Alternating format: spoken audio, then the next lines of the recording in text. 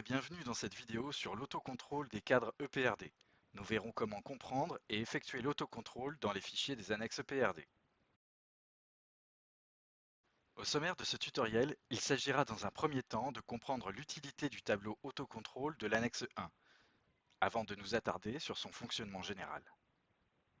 En troisième partie, nous verrons quels contrôles sont effectués dans les annexes 5 et 6, puis nous verrons, dans un quatrième point, comment faire des contrôles entre ces trois annexes. Enfin, je vous présenterai brièvement les limites de ces contrôles.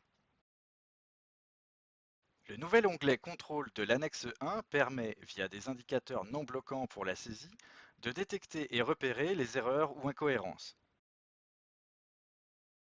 Au-delà de la mise en lumière de ces problèmes possibles, ces indicateurs peuvent permettre d'identifier des dysfonctionnements financiers structurels.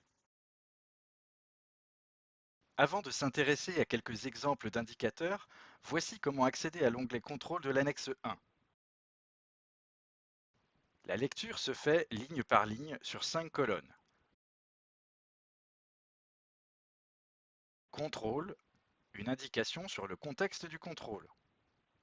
Onglet, les feuilles sur lesquelles les contrôles s'effectuent. Valeur, une indication sur le contrôle réalisé. OK KO, un code couleur associé à une remarque sommaire à propos du contrôle.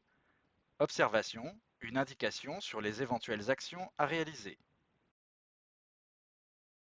Cette feuille contient 83 éléments de contrôle. Vous pouvez mettre à jour les contrôles en cliquant sur l'encart vert en haut à droite de la feuille, après l'ajout d'un nouvel établissement ou service. Les contrôles de saisie s'effectuent sur la partie administrative, comme la page de garde, pour vérifier les erreurs ou omissions.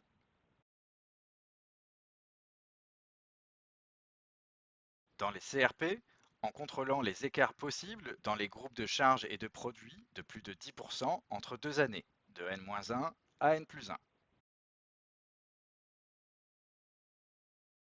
Dans le PGFP, en effectuant le même type de contrôle de N+2 à N+6.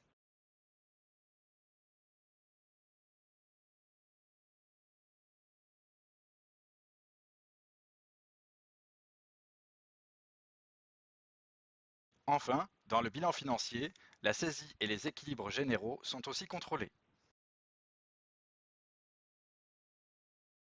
Parmi les 83 indicateurs, vous retrouverez des contrôles de cohérence entre le bilan financier et les CRP ou le PGFP, et entre le TFP et le PGFP. En bas du tableau, des contrôles croisés s'effectuent entre le PRD synthétique, le TFP et le PGFP, mais aussi le bilan financier et la CAF détaillée. Les contrôles de cohérence interne des annexes 5 et 6 ne concernent que les EHPAD. Il s'agit ici de vérification de saisie du TPER concernant les ETP, les rémunérations, ainsi que leur ventilation par section.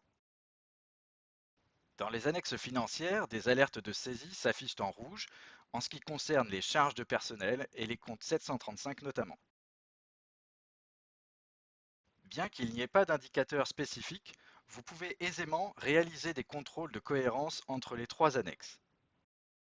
Il convient notamment de s'assurer que le total des comptes de charges de personnel du CRP corresponde au total des rémunérations inscrites au TPER. Il en va de même pour les sections ternaires des EHPAD. Vous pouvez procéder de manière similaire afin de vérifier la cohérence entre les CRP et les annexes financières. Les indicateurs de l'autocontrôle EPRD sont une avancée louable de ces fichiers. Nous vous proposons cependant d'en tracer quelques limites. Bien qu'ils paraissent un peu exhaustifs, ce qui peut gêner leur lecture, la structure du fichier de l'annexe 1 et les protections des feuilles ne permettent pas de retracer les éléments de calcul effectués dans beaucoup de situations.